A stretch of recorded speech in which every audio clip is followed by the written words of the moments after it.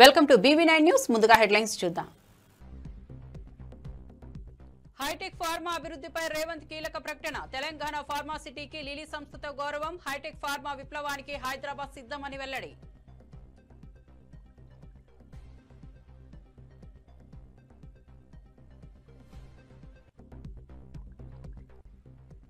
Party మారిన ఎమ్మెల్యేలపై చర్యలు తీసుకోండన్న BRS నేతలు. గాంధీ విగ్రహం వద్ద బీఆర్ఎస్ ఎమ్మెల్యేల ధర్నా. అనర్హులపై స్పీకర్ స్పందించాలన్న బీఆర్ఎస్ నేతలు.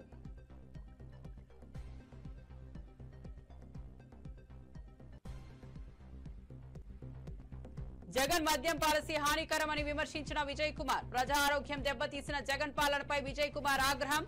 ఆదాయమే లక్ష్యంగా మద్యం పాలసీ నడిచిందన్న విజయ్ కుమార్ తీవ్ర విమర్శ.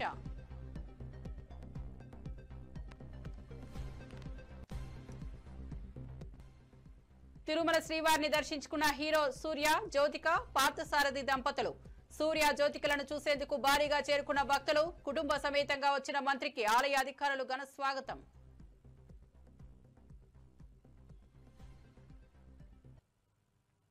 ఇక వార్త వివరాల్లోకి వెళ్తే, ఫార్మా రంగంలో విప్లవాత్మక మార్పులను హైదరాబాద్ కు శ్రీకారం చుడుతోందని సీఎం రేవంత్ రెడ్డి తెలిపారు. లిలీ పారిశ్రామిక సంస్థ తెలంగాణలో పెట్టుబడి పెట్టేందుకు ముందుకు రావడంతో రాష్ట్రానికి గౌరవమని పేర్కొన్నారు. హైదరాబాద్ ఫార్మాసిటీ ప్రపంచ నూతన ఆరోగ్య మార్గాలను అందించనుందన్నారు. పరిశ్రమలకు అనువైన వాతావరణం రాష్ట్రంలో ఉందని అన్నారు. Life sciences sector. Today event is a clinching proof that in less than 20 months my government vision and hard work have made Hyderabad the global GCC capital and hub. For this, I congratulate Minister Sridhar Babu Garu, Jayesh Ranjan, Sanjay Kumar, Shakti Nagappan, Ajit Reddy, and all officers who have made this happen. This is an important step towards achieving the Telangana Rising 2047 vision. Our plan is, we wanted to reach within 10 years $1 trillion economy. 2047, we wanted to reach $3 trillion economy.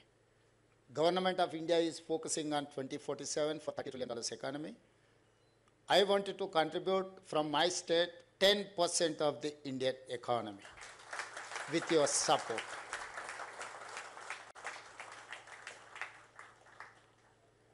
I welcome the leadership and all employees of Lilly. I thank all global investors and corporations for their continuing trust and support in Telangana. We are opening the new center of Lilly that will manage, lead and accelerate its global operations. This technology and innovation center will play a key role in research and to address patients across the world. You are recognizing and endorsing my Hyderabad with your decision and presence. You are saying to the entire world, Hyderabad has talent pool, leadership, vision, policy, and infrastructure to host the brain and backbone of global leader like Lilly. As you all know, Hyderabad is the life sciences capital of India. We are home to over near about 2,000 life sciences companies. More than 200 global players have presence in Hyderabad. Nearly 40% of India's pharmaceutical production happens in Telangana, Hyderabad. We are proud that one in every vaccine produced anywhere in the world is developed or manufactured in Hyderabad, Telangana. Genome Valley in Hyderabad is India's largest cluster for life sciences, research and development.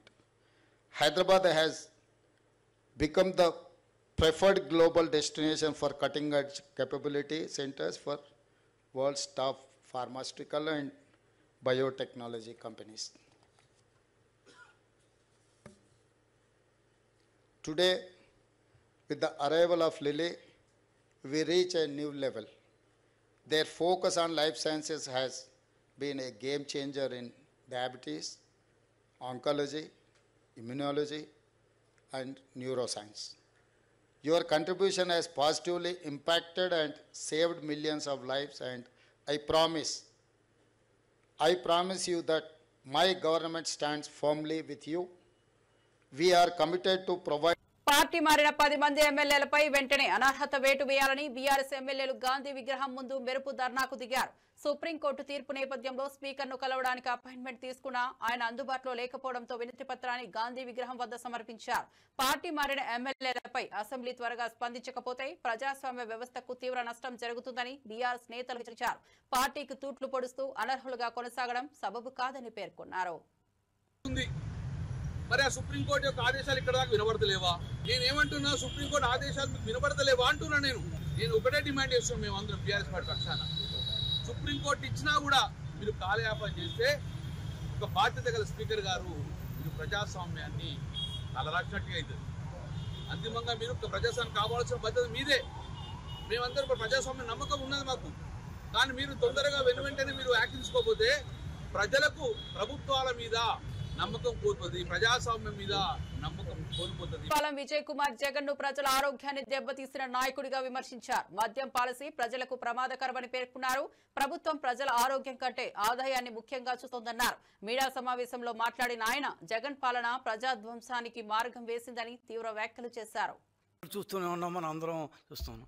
కానీ ఈ 5 సంవత్సరాల liquor scam కావచ్చు, ఆరోగ్యంతో ఆటలాడుకున్న దాన్ని ఉంటారు విధం కావచ్చు, లేదా ఒక ముఖ్యమంత్రి స్థాయిలో ఉండి ప్రజల ఆరోగ్యంతో ఆటలాడుకున్న ముఖ్యమంత్రిగా జగన్ నిలిచిపోయే చరిత్ర సృష్టించిన విధం కావచ్చు, ఇవన్నిటినీ పక్కన పెడితే అసలు ఈ సంవత్సరంలో తెలుగుదేశం పార్టీ కొత్త పాలసీని ఏ విధంగా తెచ్చింది? అసలు ఆరోగ్యపరంగా లిక్కర్ తాగితే ఆరోగ్యం చెడిపోతున్నది ప్రతి ఒక్కరిదే, దాన్ని ఎవరో కాదంటమే లేదు.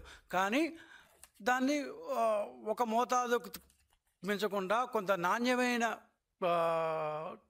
లిక్కర్ తీసుకుంటే కొంతవరకు ఏదో పొద్దున్న నుంచి పనిచేయవచ్చు, కొంత స్వాంతనం పొందుతారు అనే అది కూడా తప్పే కావచ్చు. సో ఈ దీంట్లో మనం సక్సెసివ్ గవర్నమెంట్స్ లిక్కర్ని కండక్ట్ చేస్తూ వస్తున్నాయి. కానీ 2019, 24లో ఏమైందంటే దీన్ని కేవలం గవర్నమెంట్ ఆదాయం కోసమే కాదు, వ్యక్తిగతంగా జగన్మోహన్ రెడ్డి గారు అనుకో వాళ్ళ పార్టీలో ఉన్న వివిధ వ్యక్తులు వాళ్ళు దీన్ని ఒక మామూలు ఆదాయ వనరు కాదు, దీంట్లో కోట్లు సంపాదించిన, కోట్లు కాదు 100 కోట్లు 1000 కోట్లు సంపాదించడం ఎలా అని ఒక PhD చేయొచ్చు. సరే, అది మనం రోజు చూస్తున్నాం ఏ విధంగా సంపాదిస్తున్నారు, అది కోర్టులో ఉంది. ఇప్పుడు మనం దాని గురించి మాట్లాడితే కూడా ఇట్ విల్ బికమ్ సబ్జెక్టిస్. సో కోర్టులో ఉంది, కోర్టు దాన్ని తెలుస్తుంది. కోర్టు నిజంగా సుప్రీంకోర్టు కావచ్చు, హైకోర్టు కావచ్చు, చాలా నిర్దిష్టంగా చాలా దాన్ని ఉంటారు పకడ్బందీగా ఈ కేసుని చూస్తున్నారు. కాబట్టి మనకు ఎలాంటి సందేహం అక్కర్లేదు. ఖచ్చితంగా ఈ ఆరోగ్యం అనే దీంతో ఆటలాడుకున్న వాళ్ళు దానికి తగిన పనిష్మెంట్ అనుభవించిన ఖాయం. ఆ విషయం పక్కన పెడితే మనం సంవత్సరంగా టీడీపీ గవర్నమెంట్ ఇచ్చింది కదా, మీరేం చేశారు అన్న ప్రశ్నకు ఆన్సర్ చెప్పాల్సిన బాధ్యత మా మీద ఉంది. ఎందుకంటే 5 సంవత్సరాల పాటు కొన్ని వేల మంది చనిపోయిన దాన్ని ఏమంటారు నేపథ్యంలో, కొన్ని వేల మంది ఆరోగ్యాన్ని చెడగొట్టుకున్న నేపథ్యంలో ప్రఖ్యాత ల్యాబ్స్, దాని పరిశోధనా సంస్థలు వీళ్ళు తెచ్చిన మందు బాటిల్లో ఏమంటారు వాళ్ళ యొక్క బ్రాండ్లో ఏమేమి హానికరమైన మందులు ఉన్నాయి అని చెప్పిన నేపథ్యంలో మేము వచ్చిన తర్వాత కొత్త పాలసీ ఏంటి, అసలు వాళ్ళు ఏం చేశారు ఆరోగ్యపరంగా, దాన్ని మనం ఏ విధంగా దాన్ని మార్చడానికి ప్రయత్నించాము, ఏ విధంగా హానికరం కాని మందు ఏ విధంగా ఇప్పుడు లభ్యమవుతుంది, ఆరోగ్యాలు కనీసం కొంతన్నా కుదుటపడ్డాయి అని చెప్పుకోగల స్టేజ్కి వచ్చాము మనం అని. ఇది చెప్పే ముందు మన రాష్ట్రం కాదు, పక్క ఉన్న కర్ణాటక రాష్ట్రం యొక్క ఎక్సైజ్ కమిషనర్, IAS ఆఫీసర్ అయిన ఎక్సైజ్ కమిషనరు కోలార్ జిల్లా అంటే చిత్తూరు పక్కన ఉన్న కోలార్ బీసీల కోసం నిజమైన పోరాటం చేయాలంటే ఎమ్మెల్సీ కవిత తన తండ్రి కేసీఆర్ తో కలిసి ఢిల్లీలో నిరాహార దీక్ష చేయాలని ఎమ్మెల్యే ప్రభుత్వ విప్ ఆది శ్రీనివాస్ సూచించారు. దేవుడి చుట్టూ ఉన్న దయ్యాలు ఎవరో కవిత చెప్పాలని విమర్శించారు. నిరాహార దీక్షకు ముందు అతమ ఆశీర్వాదం తీసుకోవడం వెనుక కారణం ఏమిటో స్పష్టం చేయాలన్నారు. కేసీఆర్ తో కలిసి ఢిల్లీలో కవిత ధర్నా చేస్తేనే బీసీల కోసం నిజమైన పోరాటమని నమ్మకం కలుగుతుందని చెప్పారు. ఈ వ్యాఖ్యలతో బీఆర్ఎస్ అంతర్గత విభేదాలు మరింత బయటపడుతున్నాయి. కల్వకుంట్ల కవిత గారు, మీరు ఎందుకోసం దీక్ష చేస్తున్నారు? హైదరాబాద్లో దీక్ష చేస్తే ఎవరికి లాభం? మీరు ఏ హోదాతో ఈ దీక్ష చేస్తున్నారు? ఈ దీక్షకు మీ పార్టీ భారతీయ రాష్ట్ర సమితి అనుమతి ఉందా? హైదరాబాద్లో దీక్ష చేయడం వల్ల ఎవరికి లాభం? బీజేపీకా? సమాధానం చెప్పాల్సిన అవసరం ఉంది. ఢిల్లీలో దీక్ష చేయడానికి, ధర్నా చేయడానికి మీకెందుకు అంత భయం? ఈ దీక్ష కంటే ముందు మీ తండ్రి గారి, తల్లి గారి, అన్నగారి ఆశీర్వాదం ఎందుకు తీసుకోలేరు? మీ తండ్రి గారు రాజకీయ పరంగా మీ తండ్రి గారితో మీరు ఉన్నతమైన స్థానానికి వచ్చిన సందర్భంలో మరి మీ తండ్రి గారి ఆశీర్వాదం, తల్లి గారి ఆశీర్వాదం, అన్నగారి ఆశీర్వాదం కాకుండా మీ అత్తామామల ఆశీర్వాదం తీసుకొని పోవడానికి గల కారణాలు ఏంటి? మిమ్మల్ని అణచివేతకు గురి చేస్తున్నటువంటి మీరు అంటున్నారే, నా అణచివేతకు గురి చేస్తున్నారు ఒక పెద్ద లీడర్ అని. ఎవరు ఆ పెద్ద లీడర్? మిమ్మల్ని అణచివేస్తున్న పెద్ద లీడర్ ఎవరు? ఇంతకుముందు మీరు అన్నట్టుగా దేవుడి చుట్టూన్న దయ్యాలు ఎవరు? ఎందుకు ఈ అంశంలో ఈ దీక్ష డ్రామాలని అడుగుతా ఉన్నా. ఇంతకుముందు అనేక సందర్భాల్లో మా బీసీలకు సంబంధించినటువంటి 42% బీసీ రిజర్వేషన్ల సాధన కోసం ధర్నా చౌక్ లో 72 గంటల నిరాహార దీక్ష చేపట్టనున్నారు. బీసీ నేతలు, సంఘాల ప్రతినిధులు ఈ దీక్షలో పాల్గొంటున్నారు. సామాజిక న్యాయం, రాజకీయ ప్రాతినిధ్యం కోసం బీసీలకు న్యాయం కావాలని కోరుతూ ఈ దీక్ష చేపడుతున్నారు. కేంద్ర ప్రభుత్వ నిర్లక్ష్యాన్ని ప్రశ్నించేందుకు ఈ దీక్షను చేపడుతున్నామని నిర్వాహకులు తెలిపారు. రాష్ట్ర వ్యాప్తంగా బీసీ సంఘాలు దీక్షకు మద్దతు ప్రకటించాయి. అటువంటి చారిత్రక పోరాటంలో భాగస్వామ్యం పంచుకోవడానికి అనేక మంది వచ్చిండ్రు. వారందరికీ కూడా పేరు పేరున హృదయపూర్వకంగా ఉద్యమాభివందనాలు తెలియజేస్తా ఉన్నాను. ఇవాళ ఇందిరా పార్క్ దగ్గర ఇంతమంది చేరి నిరసన తెలపాల్సినటువంటి అవసరం ఏమొచ్చిందో ఒకసారి ఆలోచించుకోవాలి.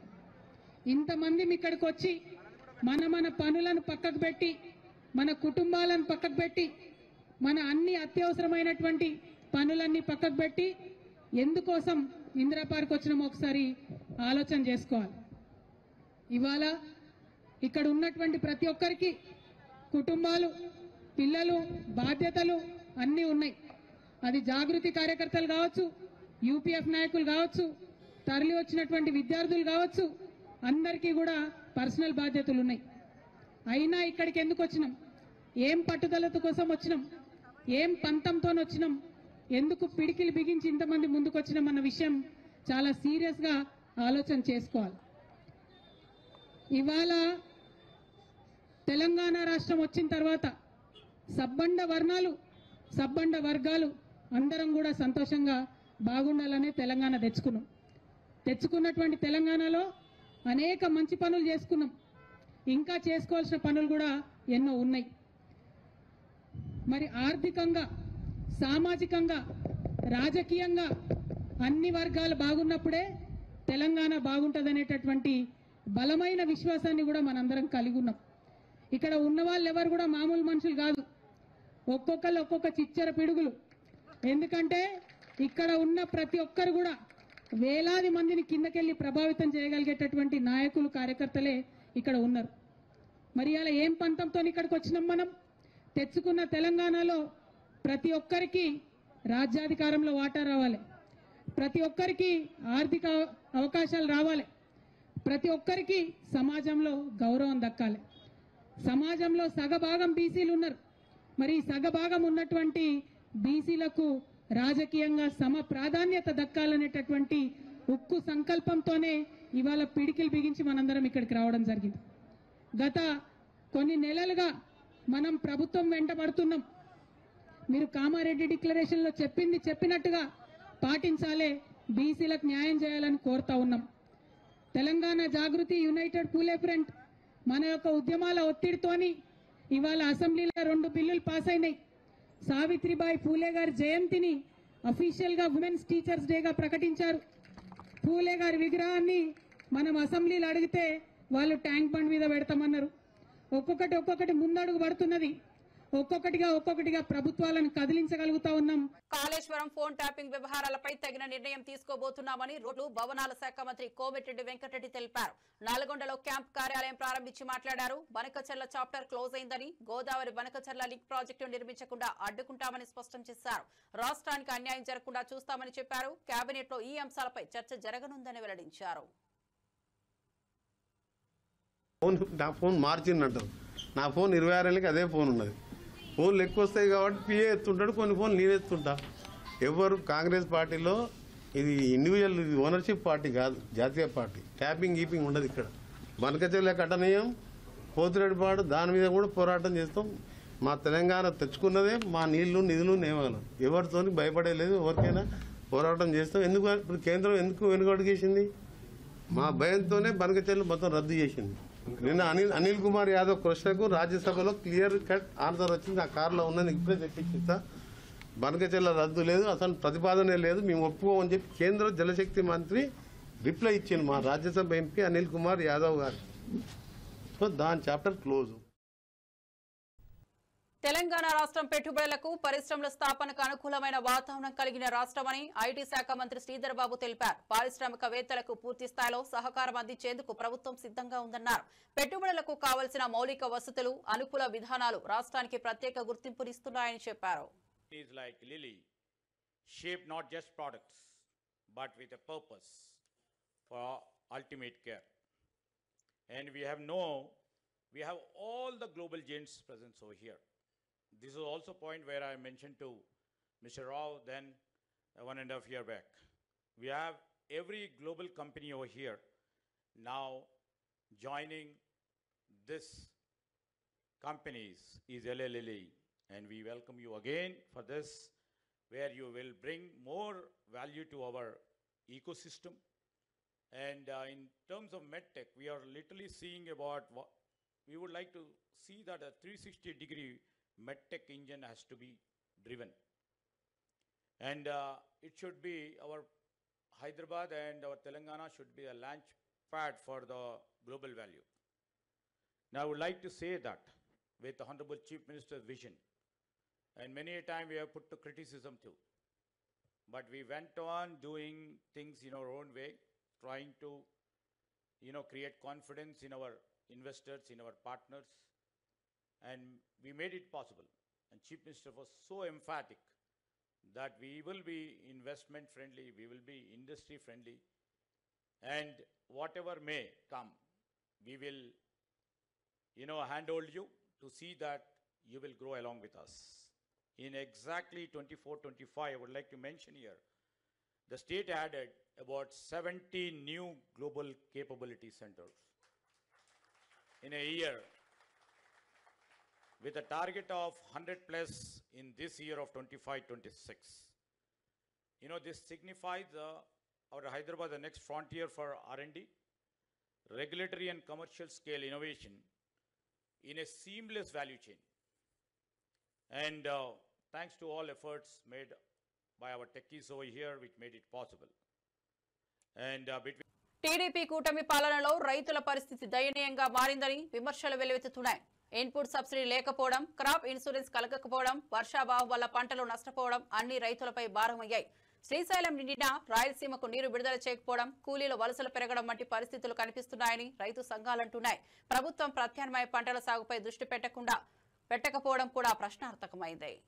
ఏం చేయాలని చెప్పేసి ఒక కంటింజెన్సీ ప్లాన్ కూడా తయారు చేసుకునే దయనీయ పరిస్థితుల్లో కూడా ఈ ప్రభుత్వం కానీ ఈ జిల్లాలో అధికార పార్టీ ప్రజాప్రతినిధులందరూ కూడా ఉన్నారు. నిమ్మకు నీరెత్తినట్లు వివరిస్తున్నారు. కాబట్టి ఈరోజు వైఎస్ఆర్ కాంగ్రెస్ పార్టీ తరఫున మరీ ముఖ్యంగా ఈ పరిస్థితిని వివరిస్తూ మరి అక్కడెక్కడ అవకాశాలు ఉన్న చోట బోర్ల కిందనో లేకపోతే హెచ్ఎల్సి కిందనో లేకపోతే హంద్రీ నీవా కిందనో ఈరోజు వరి కానీ పత్తి కానీ మొక్కజొన్న కానీ ఇటువంటి పంటలు వేసుకుంటే పంటల కోసమే ఏదైనా యూరియా అనేది కూడా తీసుకోవాలన్నా డిఏపి కావాలన్నా కూడా దొరకలేని పరిస్థితి. ఓ రోజు ప్రభుత్వం ఏమో పెద్ద ఎత్తున ప్రకటనలు ఇస్తుంది, డిఏపి కుదవలేదు, యూరియా కుదవలేదని. కానీ ఈరోజు ప్రైవేటు వ్యాపారస్తులు కుమ్మక్కై అధికారులతో కూడా కుమ్మక్కై ఈరోజు యూరియా అనేది దొరకని పరిస్థితి. ఒక్కొక్క యూరియా మీటర్ 265 అనేది కూడా ఈరోజు ప్రైజ్ అనేది ఉంటే 50 రూపాయల నుంచి 150 రూపాయలకు అదనంగా కూడా, అంటే 350 నుంచి 370-80 రూపాయల వరకు కూడా అదనంగా వసూలు చేసుకొని కూడా ఇస్తున్నారు. డిఏపి అనేది కూడా దొరకడం లేదు. కానీ ప్రైవేట్ వ్యాపారస్తుల దగ్గర పోతే మేము చెప్పిన కాంప్లెక్స్ ఎరువులు కొంటే మాత్రమే యూరియా ఇస్తామని చెప్పి కండిషన్లు పెట్టి ఈరోజు సతాయిస్తున్నా కూడా ఎక్కడ కానీ వ్యవసాయ అధికారులు కూడా వారితో కుమ్మక్కైనారు. కానీ ఈ జిల్లాలో ఎక్కడ కానీ లేకుండా పరిస్థితి కూడా ఈరోజు కూడా ఉంది. అలాగే గత సంవత్సరానికి ఇవ్వలేదు, ఇతరు కూడా ఎక్కడ కానీ ఇవ్వలేని ఆదుకోలేని పరిస్థితుల్లో ఉంది. ఈరోజు తుంగభద్ర డ్యాము పొంగి పొర్లిపోతూ ఉంది దాదాపుగా 1 నెల నుంచి కూడా. శ్రీశైలం ప్రాజెక్టులో కూడా నీళ్ళన్నీ కూడా సముద్రం పాలవుతున్నాయి. నీళ్ళేమో వచ్చినాయని చెప్పి పెద్ద పెద్ద ప్రకటనలు ఈరోజు ముఖ్యమంత్రి గారే కర్నూలులోనూ చేసేసి గతంలో కంటే కూడా ఎక్కువ నీళ్లు తీసుకొస్తామని చెప్తా ఉన్నా కూడా. పాలమూరు రంగారెడ్డి ప్రాజెక్టు 90% పూర్తయినప్పటికీ మిగిలిన పనులు జరగకపోవడం కాంగ్రెస్ సర్కార్ కక్ష సాధింపే నిదర్శనమని మాజీ మంత్రి ఆరోపించారు. ప్రజలకు నీటి కల్పన, సాగు అవసరాల కోసం ప్రాజెక్టు పూర్తి చేయాల్సిన అవసరం ఉందన్నారు. ప్రాజెక్టును ప్రాధాన్యతతో తీసుకోవడం రాజకీయ ఉద్దేశమని విమర్శించారు. మునిగిపోతే పంపౌజు మునిగిపోతే కనీసం ఇరిగేషన్ మంత్రి గారు పక్కకెంచిపోయింది కానీ దిగి చూద్దామని కూడా చూడలేదు. అది చిత్తశుద్ధి అనేది. సంబంధించిన శాఖ మంత్రి కనీసం దాన్ని పట్టించుకోలేదు. ఎస్ఎల్బిసిలో ఇప్పటికి కూడా శవాలు బయటకు తీయలేకపోయింది. ఏ అనుమతితో మళ్ళీ మీరు ప్రారంభించారు? ఏ కమిషన్ల గురించి ఆ పనులు స్టార్ట్ అయినాయి? బయట చెప్పుకుంటే సిగ్గు అవుతుంది. కనీసం చనిపోయిన శవాలు ఇంతవరకు ఇన్ని రోజులు తీయలేకపోయినంటే ఎంత అసమర్థత అది. ఒక రివ్యూ అనేది చేస్తుందా? కొడంగల్కు మళ్ళీ సపరేట్ మన అది ఎక్కడ కాలువ లేకుండా డైరెక్ట్గా నీళ్ళు తీసుకెళ్తున్నారు. మరి అదేమైనా పనులు స్టార్ట్ అయినాయా? పోనీ ఎక్కడన్నా అది కూడా మా జిల్లాలో అయింది అనుకున్నాం. కనీసం ఆ 2 నియోజకవర్గాలకు నీళ్ళు వచ్చినా సరే ఏదో వచ్చింది అనుకుంటాం. ఏమైనా స్టార్ట్ అయినాయా పనులు? మేము తెచ్చిన డబ్బులతో లెక్కకు లెక్క ఉంది. ఏం చేస్తామండి? జిల్లాలో ప్రతి జిల్లాకు ఒక మెడికల్ కాలేజ్ కట్టించుకున్నాం. మేము ప్రతి హాస్పిటల్ డెవలప్ చేసినాం. ఈరోజు మీరు ఏం చేయలేదంటే 12.5 లక్షలకు నీళ్ళు ఇచ్చేటువంటి పాలమూరు లిఫ్ట్ ఇరిగేషన్ కేవలం 10-11% చేస్తే కంప్లీట్ అయ్యేది. మీరు కంప్లీట్ చేయకుండా ఏం చేయలేదంటే ఎవరు నమ్ముతారు? ఈ జూరాల కాలువలు ఎవరు పోయిండ్రు? ఇవాళ 188 చెక్ డ్యామ్లు కట్టినాం మేము. 188 చెక్ డ్యామ్ల కింద ఎన్ని వేల ఎకరాలకు పంటలు పడుతున్నాయి, ఎన్ని గ్రామాలు బాగుపడ్డాయో ఒకసారి చూడండి. మీరెన్ని చెక్ డ్యామ్లు కట్టిర్రు ఈ ప్రభుత్వం వచ్చిన తర్వాత? లక్షల ఎకరాల పంటలు మేము పండిస్తే మీరు ఏం మాట్లాడలేదు. ఇప్పుడు ముఖ్యమంత్రి గారు గతంలో ఈ జలయజ్ఞం కాదు ధనయజ్ఞం అన్నాడు. ఏ హయాంలో? కాంగ్రెస్ ప్రభుత్వ హయాంలోనే. మరి మీరే జలయజ్ఞాన్ని ధనయజ్ఞంగా మార్చుకున్నాడు. ఇవాళ మేము కట్టిన ప్రాజెక్టులనేమో మీకేం కనపడతలేవు. ఇవాళ ఈ ప్రభుత్వం కక్ష కట్టి అభివృద్ధి కాదు మనం చేయాల్సింది, కేవలం బదనాం చేయాలంటే ఆలోచనతోనే ముందుకు పోతా ఉంది. కేసీఆర్ గారిని బదనాం చేసుకుంటేనే అధికారంలోకి వచ్చారు. అబద్ధపు హామీలతోనే అధికారంలోకి వచ్చిండ్రు. ఇప్పుడు ఇచ్చిన హామీలు నెరవేర్చకుండా కేవలం కేసీఆర్ బదనాం చేసే కుట్ర భాగమే ఈరోజు కాళేశ్వరం కమిషన్ అనేది నివేదికనే ఇవ్వలేదు. కమిషన్ నివేదిక ఇవ్వకముందే లీకులు వస్తూ ఉన్నాయి. కేసీఆర్ మీద కేసు అవుతుంది, కేసీఆర్ గారి మీద ఇదవుతుంది అని. ఒకవేళ నిజంగా మీకు చిత్తశుద్ధి ఉంటే కమిషన్ రిపోర్ట్ వచ్చిన తర్వాత చూసి కదా మీరు చెప్పాల్సింది. అంటే మీకు ముందే రిపోర్ట్ తెలుసు అన్నట్లు. అంటే మీ టార్గెట్ అనేది ఒక బదనాం చేయాలా, కమిషన్తో బదనాం చేయించాలా. కాళేశ్వరం ప్రాజెక్టుపై మొదటి నుంచే తాము చెబుతున్నదే నిజమైందని టీపీసీసీ చీఫ్ విజయ్ కుమార్ గౌడ్ అన్నారు. తుమ్మటిహట్టిలో నిర్మాణం చేసి ఉంటే గ్రావిటీ ద్వారా నీళ్లు వచ్చేవని గుర్తు చేశారు. కేసీఆర్ ప్రాజెక్టును ఒంటరిగా నిర్మించామని, దీనివల్లే వైఫల్యానికి దారితీసిందని పేర్కొన్నారు. చంద్రఘోష్ కమిషన్ నివేదికలను అదే వివరించిందని తెలిపారు. ప్రజాధనం వృధా చేసిన కేసీఆర్ ను ప్రజలు ఎదురు చూడాలని పిలుపునిచ్చారు. చాలా సందర్భాలు చెప్తా ఉన్నాం. కాళేశ్వరం మీద ప్రజలకి మాకు తీవ్రమైన అనుమానాలు ఉన్నాయి. విపరీతమైన అవినీతి జరిగిందనేటువంటి ఆరోపణలు వచ్చిన దరిమిలా మేము కూడా చాలా సందర్భాలు చెప్పాం. కాళేశ్వరం ప్రాజెక్టు కట్టాల్సిన చోట కట్టకుండా తుమ్మిడి హట్టి దగ్గర ప్రాజెక్ట్ కట్టిండుంటే గ్రావిటీ ద్వారా చాలా వరకు మన నీరు వచ్చింది. అక్కడ కట్టకుండా చాలా లోతైన ప్రాంతాన్ని తీసుకెళ్ళి కట్టడం వల్ల 10 సార్లు ఎత్తిపోస్తే తప్ప వారు అనుకున్న విధంగా మల్లన్న సాగర్ నీరు రాదు. ప్రపంచవ్యాప్తంగా కూడా సాగునీటి ప్రాజెక్టు ఎత్తిపోతల ప్రాజెక్టు ఇక్కడ సక్సెస్ లేవు.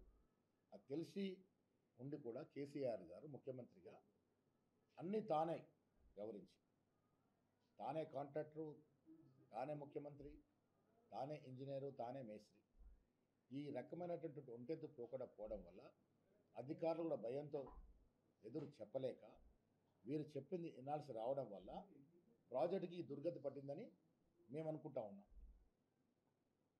ఘోష్ కమిషన్ కూడా దీంట్లో తప్పిదాలు జరిగాయి, అన్నీ కూడా కేసీఆర్ వల్లే అనేటువంటి మాట ఇవాళ పేపర్లో వచ్చింది. తమిళ స్టార్ హీరో సూర్య ఆయన భార్య జ్యోతిక తిరుమల శ్రీవారిని దర్శించుకున్నారు. కుటుంబ సమేతంగా వచ్చిన వారు ప్రత్యేక ప్రవేశ దర్శనం ద్వారా స్వామివారిని దర్శించుకున్నారు. దర్శనం అనంతరం అర్చకులు తీర్థ ప్రసాదాలు అందించారు. సూర్య జ్యోతికలను చూసేందుకు భక్తులు భారీగా చేరారు.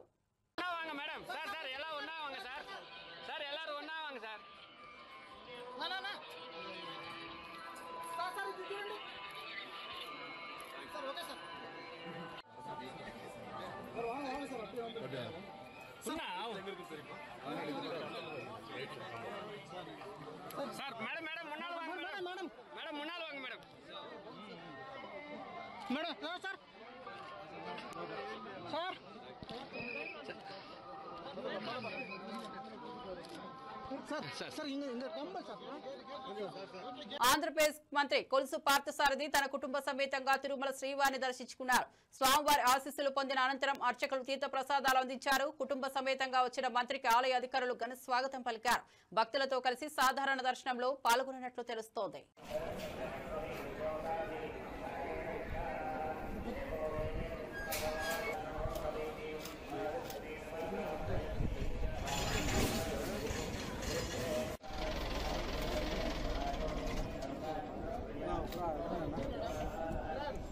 మరిన్ని అప్డేట్స్ కోసం చూస్తూనే ఉండండి BV9 న్యూస్.